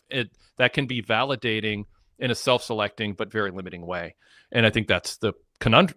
It's not a conundrum. It's just it's what AEW is doing. They're getting feedback from a smaller and smaller audience who are passionately into the very narrow choices that they're making that are excluding a lot of other people from latching onto the product. And I think there's a level of violence that's going to be more than WWE offers, and that satisfies the people who are looking for it, the so-called sickos, that is 65% less than what they're doing, with no diminishing returns. There's nowhere else people are going to go to get this high budget, high talent, hardcore, bloody brawls. You cut out 2/3 of it, and then you focus on other things, and you put your time and energy on that, and then you expand your audience. And Tony Storm's, I mean, it's like, it's the whole thing about like the cop-out finishes on Raw that Paul Levesque booked week after week after week. It's like it's every one of them you can justify in a vacuum. It's not like they're bad ideas, but at some point a good idea done every single week becomes a bad idea. because it's just too much of it. Mhm. And that's what's going on with this. And then the idea that, whoa, we're gonna see a death match with Tony's. Oh, this is gonna be great. Nope. It's just par for the course. It's normal. That's why structurally I'm so for wrestling companies having competent GMs who enforce rules. It's frankly why I wish Willow had to hold on to a tag rope instead of that weird middle of the ring blind tag where she almost didn't slap her partner's back. It's like, yes. Yeah. if you have to work within a structure, then when you get away with something, there's a thrill. If the teacher's never in the classroom, spitballs aren't fun. It's the fact that the teacher's almost there, but then when she leaves, you get to do it. So that's what violence should be in wrestling when it reaches this level. It should feel like you're getting away with something out of the ordinary, and AEW makes it ordinary, and it numbs a middle section of the fan base. It turns off one end of the fan base, I think a significant part, and then you're over-serving the fan base that wants it. And it just feels immature and undisciplined and overwrought how they do it. The other pro was I like you said, I like the fact that they're doing the smaller venues. It did make it feel very cool. And if you can't sell 5,000 tickets, don't go to these big arenas. It made for a cool atmosphere. Yeah. And I will say the tag team match, just so sloppy. That moonsault, or that Julie she got on the top, and I was like, oh, this is going to be bad. And it was bad. It was really bad. It looked bad. Everything about it was bad. And I'm just like, Harley, just seeing she's okay, but she's just so green, and Willow just needs to get on her own, I think, kind of soon. I want her to be in the title picture, and her with Harley's not getting her there anyway. What do you think of Willow? What do you think of that pairing, Brian? I mean, I like it, Wade. I think, Sean, like you were saying, Harley, she's very, very, very green, but I feel like if they lean into her positives, like she's obviously very charismatic, and, she's a great singer. She's, obviously talented. She's, ventriloquist, she's a rapper apparently as well. She's very talented. I feel like those are great attributes that you can do on screen. Obviously, I feel like her wrestling is getting better, just small bites of the apple. That's all you want to see when someone's progressing like that. I think that, it's possible that, she could be a lot better a year from now, which would be great. To Sean's point, would I rather see Willow Nightingale be the world champion right now? Yeah, absolutely. I think, at some point, Willow she's undeniable. She has that like Mark Briscoe type charisma where it's just like, get this person on screen. Like there's no reason why you can't push her. And, she's only had that small run with the TBS title before having kind of that, huge match with Mercedes. And she's had that great match, hardcore match with Chris Statlander, and, their kind of ongoing feud, which was great. And then her story in the ON, but that's somebody that you could absolutely push. Now, could you say maybe this could lean into some type of story with Willow and, Harley Cameron? Sure. Absolutely. It just, I'm with you, Sean. I feel like Willow is somebody that they should push like sooner than later. I have some rapid fire questions for you, Sean, about your experience tonight. One, who did the crowd cheer for with Kyle Fletcher and Kazuchika Okada? Whose side were they on? Oh, that definitely Okada's. Absolutely. Yeah, he got a great reaction. Do you think the match was designed to lean into that, or do you think it was kind of meant to be 50? Because I mean, they got intense at the beginning, and then they had that like, it's like two dogs were fighting over a toy, but then they end up like kind of like snuggling later. Like they were like, oh, we're fighting over it. I got that going on in the house this week. So that's where that comes from. And then they just ended up like they were shoving each other, and then they took a deep breath and slapped hands in a sign of mutual respect. It's like two NBA teams go at it really hard, and then they kind of shake hands and compare notes afterwards, even if they're following each other hard. So I like that as an early setup. And then in the end, Fletcher offered a handshake and Okada gave it to him. So to me, it didn't seem like they were telling a broader story here. It just was let the fans pick them. What did you think? Yeah, that's what it felt like for sure. I mean, I think it was just like, hey, let's get them out here. I think it was just like, let's get them out here. This is the first match. Let's make it big, kind of classic. It's a big deal. Let's get these two guys together. Let's just have a great match. Which they did, and the funny part about that match, as good as it was, it obviously could have gone to another gear. I mean, it could have gotten even better, but they're like, oh, it's time to tame it down, and it's fine. It was a good, solid and then it was just fun. Everybody was just doing the F Don Callis. It was great. I mean, everybody that's the whole time, just F you. I mean, it was that was cool. So, no, they just wanted. I think that fans were just like wanting them to have a great match. They weren't even like really talking about the story, from what I could tell, or is there a story between them, or I don't. It was just like, let's go out there and let's just have a banger, and that's what they did. What kind of heel heat did Samoa Joe and his group have as they cut the promo? You talk about Don Callis having instant, just flip the switch heat. How is Joe in terms of being genuinely booed? No, he definitely was. I mean, the fans booed him, which was good. I mean, now my friend right here, right next to me, was like, "Oh, Samoa Joe's great. I love Samoa Joe." Go. I'm like, "No, it's trying to get heat. Shut up." But no, it was cool. No, he got heat, but Hook was like, Hook's not doing it for him. I mean, he came out and cut the little promo. I just don't understand what the point of that was. That was my next question. Yeah, yeah, they didn't really care much for that. I mean, it kind of was what it was. There was really no big reaction from him. The music it's cool, but it's not effective. Yeah. You know, I mean, at some point you just got to kind of acknowledge it. It just doesn't get a babyface or heel, right? It's very calming. It doesn't fit his current heel persona at all. Yeah, I would get away from that ASAP. And you know, my criticism of Samoa Joe, and I wrote this last week in the Wade Keller News Bulletin for VIP members, is I want more from Joe. Yeah, there wasn't much there tonight either. It was just the same kind of old thing. I'm the champion, whatever. I mean, okay. He didn't do local sports teams.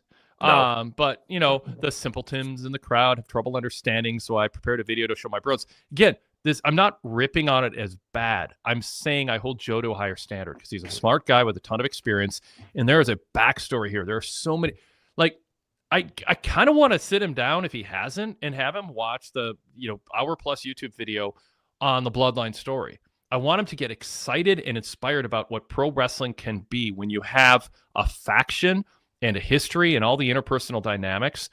Roman Reigns, when he was a heel, did not walk out there and just rip on, well, someone might come up with evidence I'm wrong here, but I'm going to go with it anyway. Rip on local sports teams and call people a bunch of names. I think he rolls his eyes at that. I want Samoa Joe to be better. Zach says, "Sigh the Bloodline." I'm sorry, Zach. It is a go-to, mega successful one of the best example. Stories they've ever done. It's one of the best stories ever in wrestling. Sorry, Zach. It's one of the best stories ever told. It's great. It said, can we do more with the pro wrestling model? And by the way, it was because of COVID. Like, we don't have live audiences. We're not going to stand for. So what do we do to raise it to the next level, given the limitations of what we're dealing with? And they did, and now it's stuck. You don't have to like everything about it. You don't have to want to watch Roman Reigns main events. I get that. They're not the most dynamic. I totally understand someone going, I'm not going to spend my weekend evening watching a show headlined by Roman Reigns. Fine. I mean, I'm not. I get that perspective, and I've heard it. But the storytelling week to week showed what pro wrestling can be when you hold yourself to a standard where Paul Heyman with a straight face can get a story published saying we should be considered for Emmys. Now, maybe that was Paul Heyman's underhanded way of trying to get everybody with SAG cards, like in unionized. So he's like, well, if we're worthy of Emmys, maybe we should have some of the benefits of actors. But I think he just was trying to get publicity for himself and recognition that maybe deep down he doesn't seriously think they're worthy of Emmys compared to the actual Emmy performances with professional actors. But he was saying, let's look at what we're doing through different lenses. And so I want Joe to watch and go, oh, now while I've been busy living life and working out and whatever he does, like there's this advancement in the art form that's out there. And frankly, the Judgment Day has been a blast. It's more, upper mid card, but there are things you can do that AEW is not doing. And I don't know how much of that even Tony Khan watched, but so when I see Joe and Hobbs and Hook and Shibata, you've got a leader. You've got a badass in Hobbs who's standing there, who I can be more than the one-dimensional guy who breaks chains and no sells. Now you got Hook, who just comes out there and goes, the rednecks are too stupid to realize they're looking at the greatest second-generation wrestler this business has ever seen. That was ridiculous. That was so ridiculous. It's like, and what you don't want if you're Samoa Joe, and this applies to Hook, although Hook just doesn't have Joe's talent on the mic. What you don't want is, in the end, to look at what was said and go, somebody who just started watching wrestling 3 months ago, was hired as a writer, and they wrote this generic heel promo. And everything Joe has said and what Hook said there could have been written by somebody who knows nothing about Samoa Joe that he didn't do in the last 2-3 months on TV, and knows nothing about Hook but watching the last 3 months on TV. And I'm not saying that's what's happening, but it is not inconsistent with that. Somebody who has an idea of what wrestling heels talk like could be scripting what Samoa Joe is saying. Samoa Joe has decades of history, and he has this delivery that it can be so high end. He could be doing promos of the year, and it's just C material. He's a potential straight A student delivering C material on the microphone, and I'm not going to shy away from. I'm a huge Samoa Joe fan. His career, I've loved his work. I've touted him left and right. This is not a personal vendetta at all. This is me wanting to hold somebody who could be great right now in 2025 with this unexpected chapter of his career coming late, who would be way better than he's been. And Hook should have better material. That's generic stuff, and Hook is not generic. That's the thing about Hook. He's not generic. But what he says shouldn't sound like a generic heel in some, hack indie promotion. And, your rednecks are too stupid. Come on. Yeah. It's 2025. Yeah. This is 1978 or 1984 territory system where someone walks in and the fans start throwing stuff at you because you call them rednecks. Let's raise the bar. Yeah. Wade, I will say I'm potentially encouraged by maybe Joe getting the wheels back on by them AEW slightly teasing maybe a feud with Eddie Kingston. And God forbid if we get Eddie Kingston back on the mic and back in front of people doing his great things. So I'm slightly encouraged by that. I didn't know if that was ultimately going to be the direction coming out of Full Gear, but it's intriguing for sure. Mm-hmm. All right, Sean. How big of a star did Jon Moxley seem to be tonight, and who came across as a just bigger star, heel face, whatever? And there might be 2 or 3 or 4 people who did, but Moxley clearly top guy, WWE credentials, more so than anybody else on this show. Did anyone top him? I would say, honestly, Jake could probably say this too, but I think as much as Mox was over, I think Okada was probably the biggest, maybe, I would say, as far as just a reaction. More than Hangman and Swerve and Darby Allin, because I would, in Tony Storm, I would think they would be bigger. I brought Moxley up not because I thought he had this great night and should have. I'm saying Mox generically, his Q rating, whatever, is higher than anybody else here among the mainstream wrestling audience. 98% aren't watching AEW. 50% aren't watching Wrestling Weekly. But, the people who have watched wrestling know about it. They know who Jon Moxley is. I'm curious, in Nashville, this super hardcore crowd of 1,400 people, I would have thought 3 or 4 guys would be getting a better reaction, maybe 5. Well, I would say, Hangman, just for the way he came out, was a huge reaction, and Hangman's over anyway. So Hangman was definitely up there. I'd say it's probably... Well, Hangman probably number 1 because of the way he came out. I would probably give him the number 1 edge. And then I would say Okada's his reaction was probably the second best. And then Moxley was right there in that area. Darby got a good reaction, but it wasn't just knocked the roof off the place like crazy. It was good. the fans are into him for sure, but I wouldn't say he's up in that top echelon of guys that were just named. Fletcher got a good, obviously a good heel reaction when he came out, but it was a good reaction. Obviously Fletcher's doing some great stuff right now. So, I was behind that. Briscoe got a good reaction when his promo came up, but not to the level of those guys. It was still underneath. It wasn't meant to be a pop promo. It was meant to be a substance building promo. It was good. Yeah. Go ahead. What about the show closing brawl? I want to wrap up here in a couple minutes, so I'm not to rush you, Sean, but, the show closing brawl felt, and we had some comments early on in the chat about it, just felt kind of random. Rye 12-211 says the overuse of the pull apart brawl in AEW is eye rolling. Zach Barber said that closing brawl felt a little pointless, and it was the worst part of the night. Derek Mitchell says the pull apart sequences look like the most choreographed part of the show. Just stand there and wait for someone to do a leaping dive. No one would fight like that in a real fight. Like that. Yeah.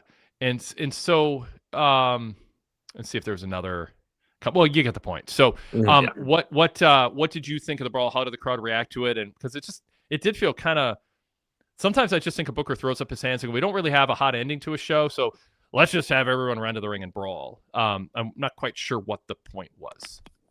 No, I I thought the exact same thing when it was happening. The fans were, I mean, into it just because it's a brawl. I mean, the fans like brawls. They got kind of into it. I mean, the floor people by me were like, they were into it, but for me, it just meant nothing. I was like, why is all these random people just coming? I know it's like the Death Riders and then all the Continental Classic people, but it's just like, okay, why though? Like, what point did that serve? And then Orange and Claudio, it's like the match was good. I feel like I've seen it 80 times. There's just like They've wrestled a lot.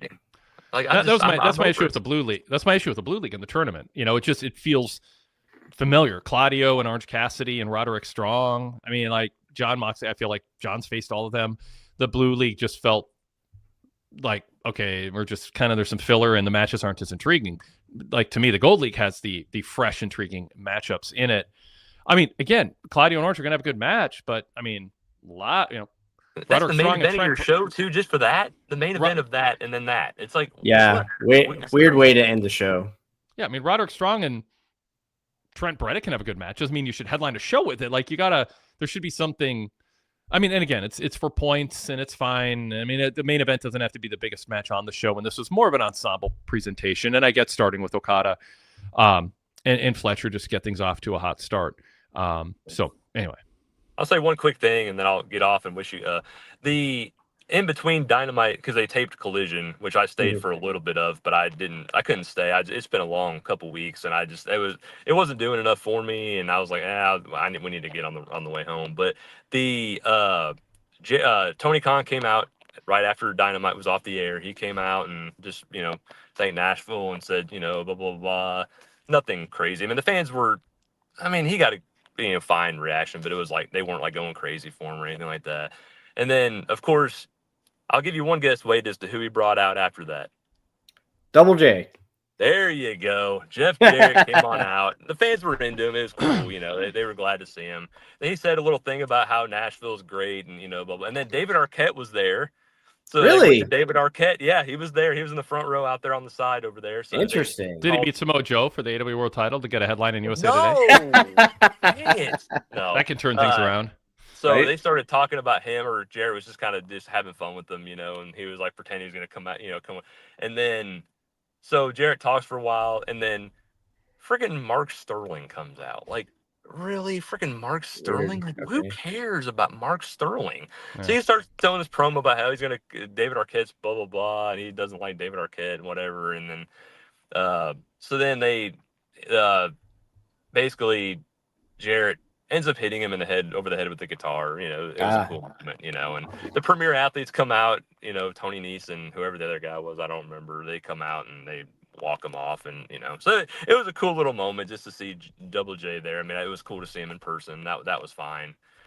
But I will say one match, if people want to drown it out, I will say there was one good Collision match that I did see before I left. If people don't want to know, just close your ears, turn it off for a little bit, whatever. But you've had fair warning. Yeah, hit the mute button or start yelling really loudly.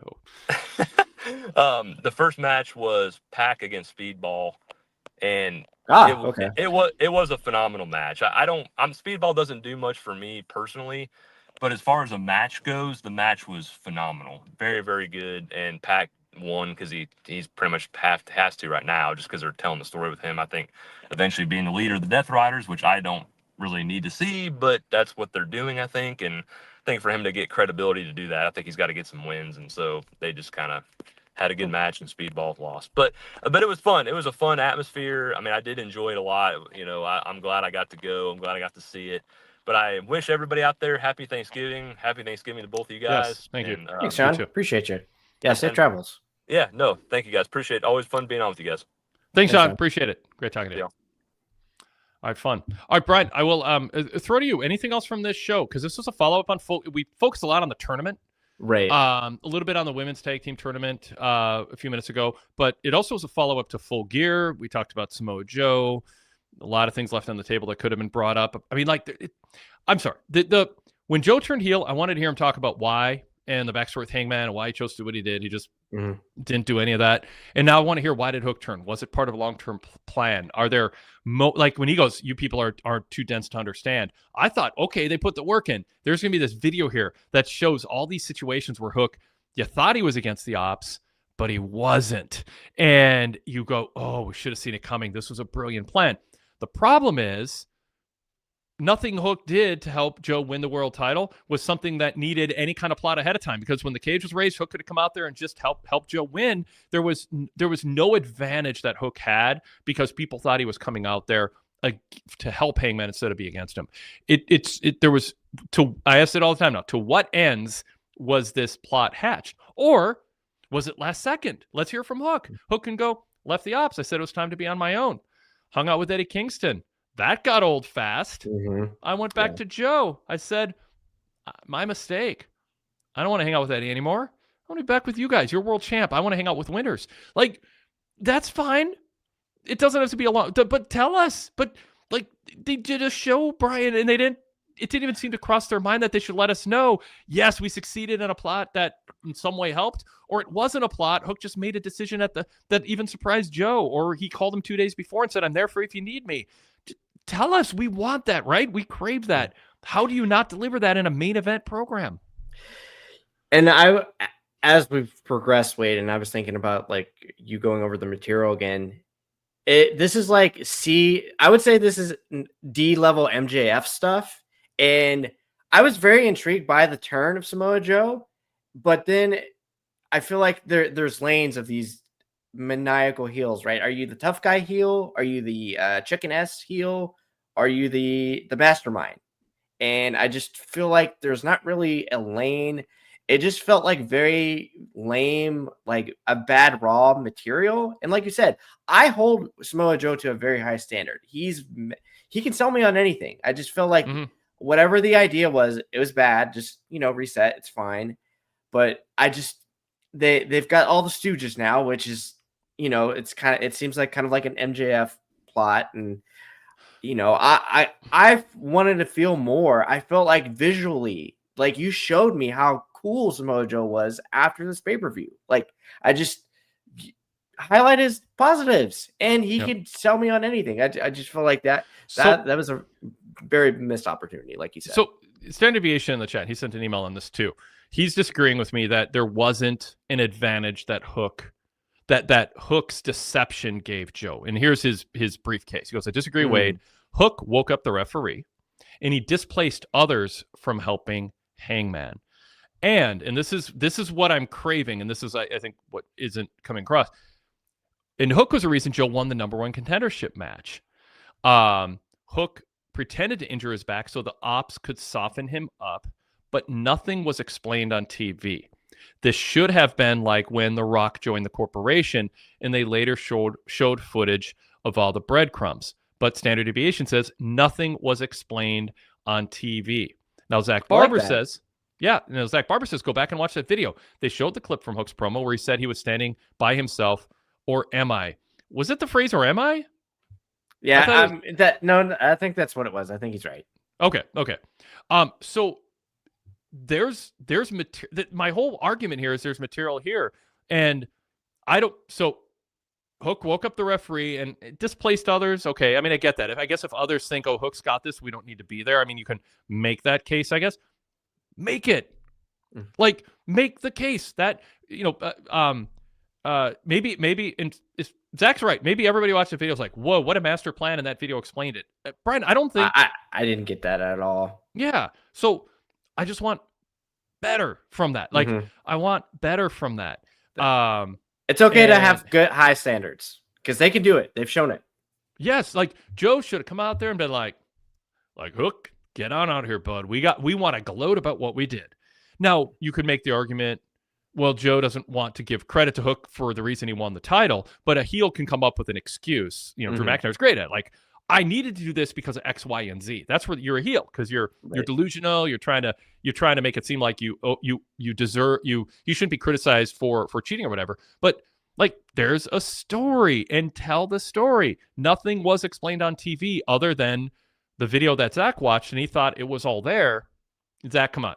Was it all there? This like Standard goes, why not do it better? The trail is right there. And so if this was planned going back to September 12th, it's time to stand on my own, or is it?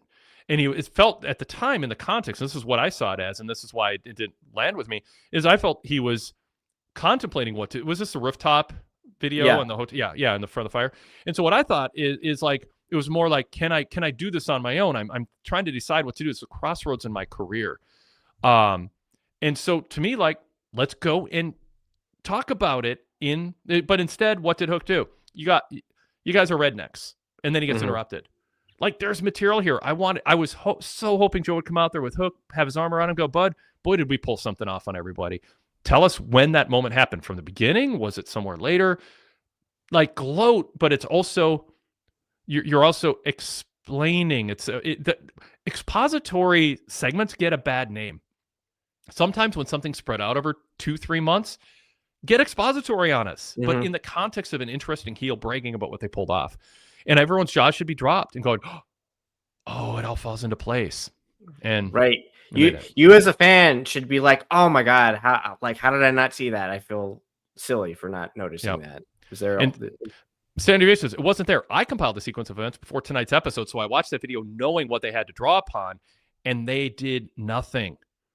It feels like hack storytelling right now. So Standard Deviation saw all that. He went back and did the homework that AEW and Samoa Joe and Hook either should have done or could have done and presented to the audience. So that's my argument. I just raise it. And better. By the way, great email. Like I wish that should have been on TV. Yep. Exactly. Cool. Okay. So, Brian, anything else on the follow-up to Full Gear? I mean, like I said, the follow-up was Stat that we already touched base on. No Mercedes, but I mean, again, I know you're not going to get everybody on the show because it's holidays. Completely understand. I was really intrigued because there was kind of a lot of change. Like how often? Surely this was probably the first time in AEW history there was 3 title changes on one pay-per-view show. I wrote on the Wade Keller News Bulletin last week, this is a sleeper pay-per-view event. I didn't call everything. I didn't know exactly why, but I looked at that and I said, this is not necessarily going to draw a big buy rate. It doesn't have like a killer match at the top or 2 or 3 matches like some AEWs where it's like, this is history. People are going to talk about it. But I looked at this, I'm like, this is course changing. I can see potential finishes here. They're going to set the tone. And I wrote it in the VIP Wade Keller Bulletin this week, and I did the audio version of it for VIP members too. Go VIP, everybody. And if you are VIP, check out my news bulletins and my hotlines on this. But yeah, Brian, I'm drawing attention to the fact that I ahead of time thought what you're saying. This had the potential and likelihood to be a sleeper pay-per-view with a lot of things that made news. I just think they did a poor, I'd say poor or at least below my hope job. Yeah, with all the change, and then you had the big return of Swerve, and you've got the potential tease of MJF on the horizon. I've seen it too many times where they'll have these killer shows and there's no follow up, and it just and I know that the rating's probably not going to be that great tonight. Completely understand, and then they're going into this new phase of C2. Completely understandable, but just like you had so much like talking points from the show, and a lot of the times, like, what's the normal cachet from an AEW pay-per-view show? It was long.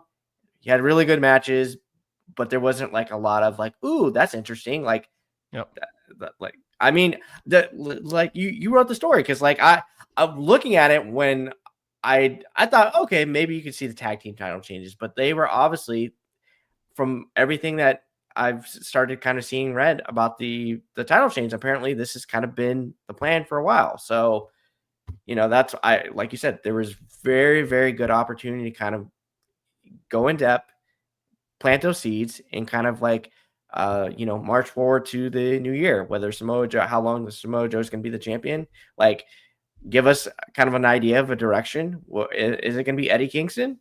Maybe. Who knows? Swerve, Hangman, MJF at some point. Yep.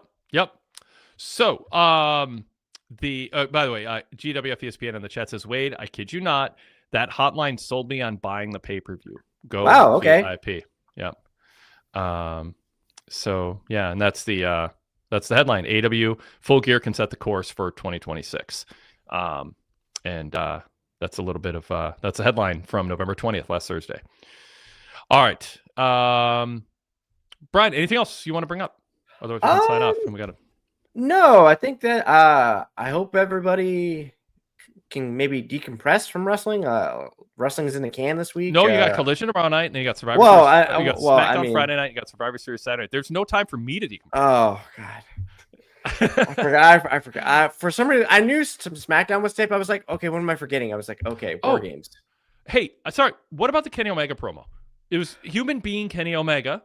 He's not super dynamic, but it was like Lexi interviewed him earlier in the back, and he's like, "Yeah, are you on the same page with the Bucks?" And Ken's like, "I haven't been a model citizen. I can't hold it against the Bucks what they've done because I hung out with Don Callis. I bought into Don Callis's con." Was that a necessary step to kind of make people embrace the Bucks again? I didn't mind that because I on the surface I kind of rolled my eyes. I was like, oh God, more elite melodrama stuff. But okay, maybe we can kind of actually just if they want to just be this silly kind of cool group, I would much rather that than melodrama at this point from them. Mm-hmm. Yep. Yeah. Sean says, yeah, I thought the Omega promo was fine. And Standard Deviation said, I'd like that as a nice little promo. Yeah. Lexi needs to go to, Derek says, Lexi needs to go with Chris Statlander for acting classes. Yeah, there's interviewers who don't understand. It's dial it down. Don't draw attention to yourself. You're there to be a conduit and not pull attention away from people with overacting. WWE's guilty of that. I mean, it's just someone in the producing behind the camera. You just go, stop it. Like, it's not about you. You don't need to over emote for us to there was it tonight? Sometimes it blends in even at this point. It was one of the ops dojo guys when he was getting the chain wrapped around his neck, and it was the most cartoonish overacting ever. Like it was just awful. And I mean, it's like he's not a pro, but they put him in a position, and he's like, oh no, it was like it's like how I act with my dog when I'm like playing with a toy, like, oh, give me the toy, and the dogs love it because they like the cartoonish facial expressions. But on TV, it just took me out of the moment. Yeah, I understand. They're obviously trying to get noticed.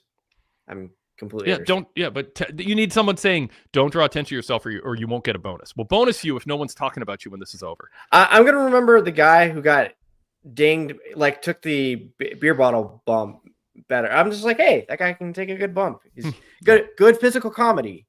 Yeah. By the way, there should also be a rule that 7 out of 8 times Tony Schiavone should get to finish his interview when he's in the ring.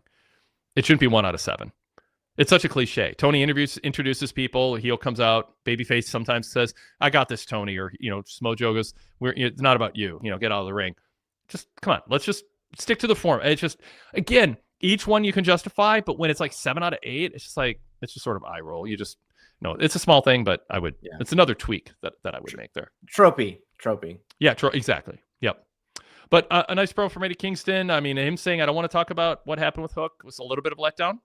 Just in terms of little housekeeping here on a few other things. I wish he would go. I got a lot to say about Hook, but I'm not emotionally ready to do it yet.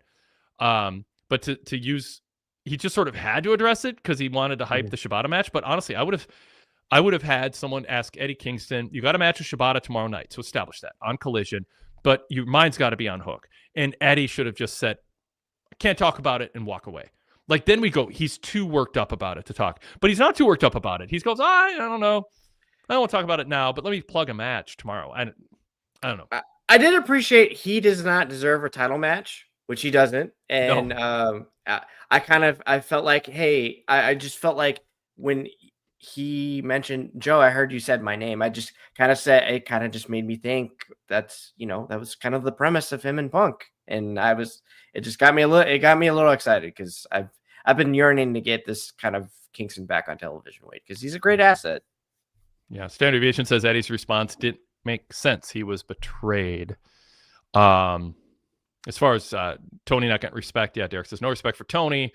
Powder Repeat says it's a running gag at this point. Yeah, but it's not good. It's not worth it. I'm ready. By the way, Mark Briscoe promo tonight should have done it. Should have said what he said. Not critiquing it. But let's not talk about Jay for a while. Yeah. I mean, it's just like, come on. I mean, tonight's the time to do it, but now let's pivot from it. You don't want to feel like you're exploiting it, and you don't want it to not matter. So yeah. What did you think of his custom belt? I love that, actually. Yeah, that's cute. Yep, that's nice. Yeah. Yep. Every TNT chat, I just More of that, please, especially when we're in a land of a gazillion belts. Like, I want to remember at least one of them. Yes. Very good. Brian, thanks. Have a great Thanksgiving. Likewise, Wade. Thank you. Appreciate it. Take care. Yep. So throw the banner up again. I would love for you to be a VIP member. You just can appreciate wrestling on a different level. I know you probably spent a lot of time on social media, listen to a lot of podcasts that may or may not bring to the conversation the places we go. But if you've made it this far in the show, you probably like what we do.